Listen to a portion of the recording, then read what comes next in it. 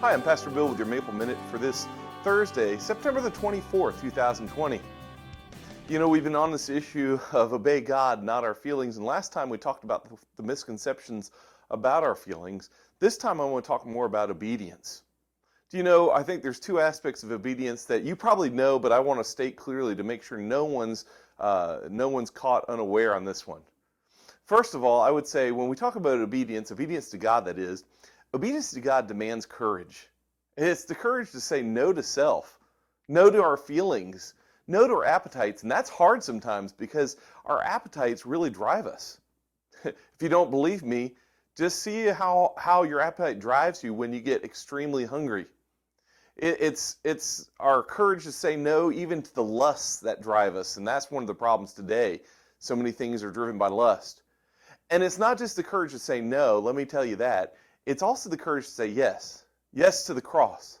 See, Jesus taught that we have to daily die. That is, not physically die, but spiritually die to our lusts in obedience.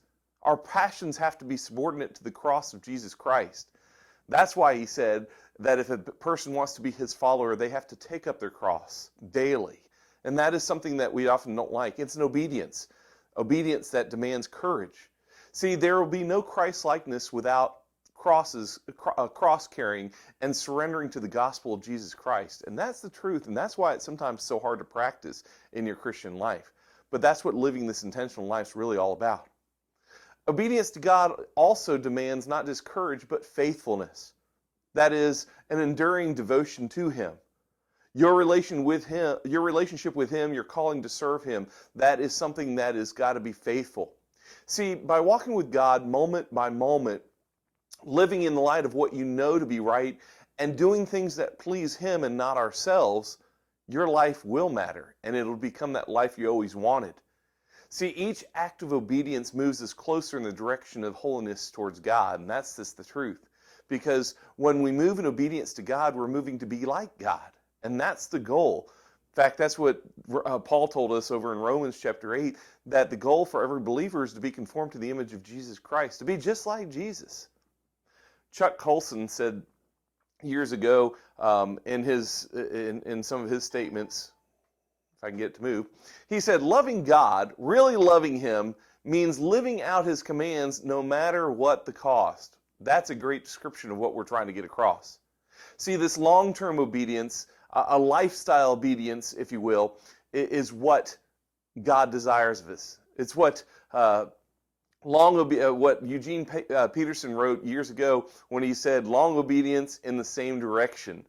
This is what God wants of us, and it's what He wants. It's what's best for us too, not just what He wants for us. It's full time. It's no taking days off. It's no breaks. It's persevering obedience. And that's hard because even those of us that are disciplined at times, we like to take breaks, or what I could say is vacations from reality. It's not hit or miss, because hit or miss obedience won't cut it. See, when we build one act of obedience upon another, we'll be developing a life of faithfulness, a long obedience in the same direction. So how does God respond to faithful obedience? Well, I'm glad you asked, because Jesus talked about this in one of the last discussions He had with His disciples before He'd be tried and crucified.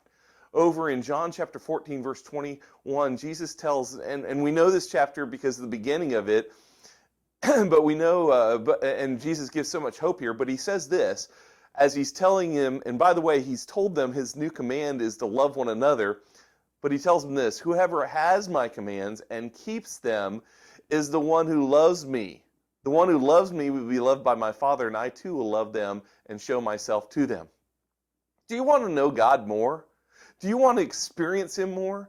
Do you want to have a fuller understanding of God's ways and purposes? Do you want settled peace, maybe a stronger faith, and uncorrupted courage? Then you have to come through Him through that door of obedience, and that's what we've been talking about. I want you also to know this. We should never underestimate the significance of even the smallest act of obedience or disobedience for that matter. In fact, let me give you this. C.S. Lewis said this. He said, and really pay attention to this quote, good and evil both increase at compound interest. That is why the little decisions you and I make every day are of such infinite importance. The smallest good act today is the capture of a strategic point from which, a few months later, you may be able to go on to victories you never dreamed of. An apparently trivial indulgence in lust or anger today is the loss of a ridge or railway line or bridgehead from which the enemy may launch an attack otherwise impossible. You know what he's giving us is this idea, and this is so important that we understand this. You have no idea of what you're opening yourself up to when you let your appetites have their way. When you let your feelings run you, as I've said before, they'll run you off the cliff. Perhaps it's time to do what's right. Perhaps it's time to do what my dad loved to sing about. Trust and obey, because there's no other way to be happy in Jesus but to trust and obey.